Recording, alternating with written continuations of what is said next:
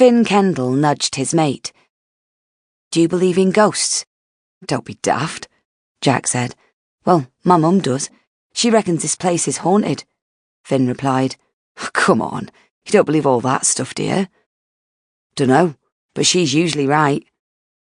Jack Handley shivered, his young eyes scouring the dark interior of the old mill for any glimmer of light.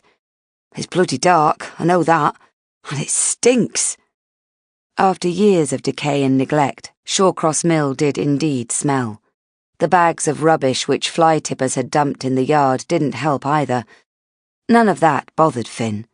To him, the disused and crumbling building was a great playground, a place to explore and ride his bike, away from the traffic. He led Jack through the hole in the rear wall and into what had once been a huge weaving shed. "Isn't it great?" he smiled, waving his arms at the rusting spinning machines, dark hulks stacked in the shadows against the wall. "My grandad worked on 'em, made his chest bad in the end." He crept over and ran his hand over an ancient loom, silent relic from a bygone age. It was a sad end for a building that had once provided the livelihood for thousands. Shawcross dated from the days when cotton was king and Manchester supplied the world.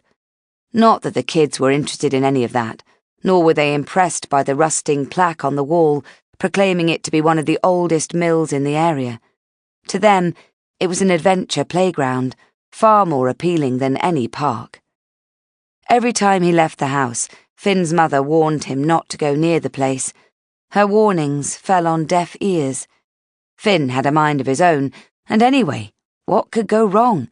He knew Shawcross like the back of his hand. "Hear that noise?" Jack asked. "It is bloody haunted. Your mum was right." Finn crouched down and pulled him closer to the wall. "That's no ghost, it's Spider. He uses this place for dealing. Keep your gob shut and he won't see us." "Spider? That maniac? He's a violent bastard and he doesn't give a toss who he hurts. I'm not waiting around to get caught by him. Last week he slashed George's arm, made a right mess." George was Jack's older brother. "Shut it!" Finn hissed. "He's coming this way." A gruff voice called out into the gloom. "Who's there?" "We need to move." Finn nudged his friend, and together they crawled back towards the hole they'd just climbed through. "Gotcha, you little shit! I'll teach you to spy on me." Spider yanked Finn to his feet.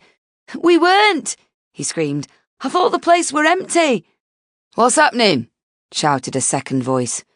"Damn kids, I'll deal with them."